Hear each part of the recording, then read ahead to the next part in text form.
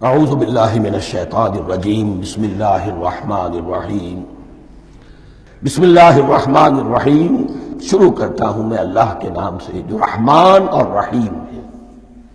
اس پر کچھ گفتگو ہو چکی ہے تعارف قرآن کے ضمن میں کہ رحمان اور رحیم دو نام ہیں کہ جو رحمت کے مادے سے نکلتے ہیں۔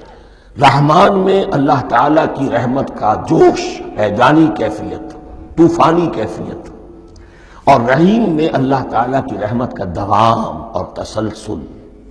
یہ دونوں کیفیات اللہ کی رحمت میں بیک وقت موجود ہیں، جس کا ہم تصور نہیں کر سکتے۔ ہم سمندر کو دیکھتے ہیں، متلاطم سمندر ہے، اس میں ہیجان ہے، طوفان ہے۔ دریا کو دیکھتے ہیں کہ وہ سکون کے ساتھ چل رہا ہے، خاموشی سے چل رہا ہے، بہہ رہا ہے، بس تسلسل کے ساتھ بہہ رہا ہے۔ ہم ان دونوں کیفیات کو علیحدہ علیحدہ دیکھتے ہیں تو ہمارا ذہن ان دونوں کو بیک وقت اس کا تصور نہیں کر سکتا، تخیل ممکن نہیں۔ لیکن اللہ کی رحمت کی یہ دونوں شانیں مستقلاً ہر وقت موجود ہیں بیک وقت، اسی لیے ان دونوں کے درمیان کہیں حرف عطف نہیں آئے گا۔ بسم اللہ الرحمن الرحیم، الحمد للہ رب العالمین۔ کل حمد، اور حمد کو ذہن میں رکھ لیجئے، حمد مساوی ہے تعریف جمع شکر۔ عام طور پر ترجموں میں ایک لفظ لایا جاتا ہے، کل تعریف اللہ کے لیے، یہ کافی نہیں ہے۔ تعریف آپ کسی شے کی کر سکتے ہیں جس میں کوئی حسن ہے، خوبی ہے، کسی بھی اعتبار سے، خواہ آپ کو اس کے حسن و خوبی سے کوئی فائدہ حاصل نہیں ہو رہا۔ ایک پھول ہے، بہت خوبصورت ہے، بس ٹھیک ہے، خوبصورت ہے، آپ نے کہا تعریف کر دی۔ شکر کرتے ہیں آپ اس شے کا جس سے آپ کو کوئی فائدہ پہنچا ہو، استفادہ ہوا ہو، آپ کی کوئی ضرورت پوری ہوئی ہو، آپ کی کوئی مشکل رفع ہوئی ہو۔ اور آپ دیکھیں گے کہ حمد میں یہ شکر کا پہلو غالب ہے۔ جتنی بھی دعائیں ہیں حضور سے منقول، شکر کے مقام پر وہاں حمد آتا ہے۔ بھوک لگی ہوئی تھی، کھانا کھایا، الحمدللہ الذی اطعمنی وسقانی۔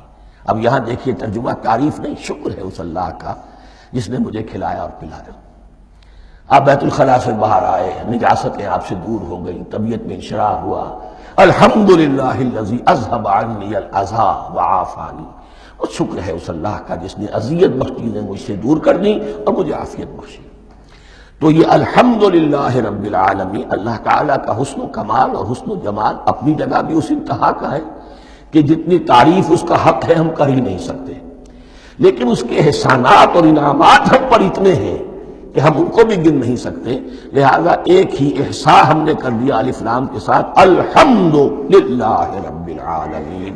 تمام تعریفیں اور کل شکر اللہ کے لیے ہیں کہ جو تمام جہانوں کا پروردگار ہے، رب ہے، مالک ہے۔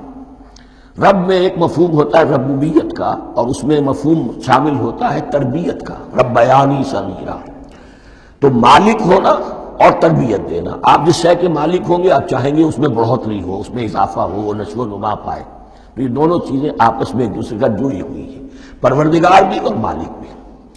عام طور پر عربی میں رب کا لفظ مالک کے لیے آتا ہے، رب البیت، رب الدار، رب المال۔ تو مالک وہاں پر ظاہر بات ہے کہ اس سے مراد کیا ہے، مال والا، گھر والا، گھر کا مالک۔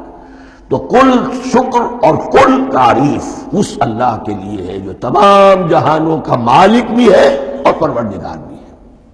صدق اللہ العظیم۔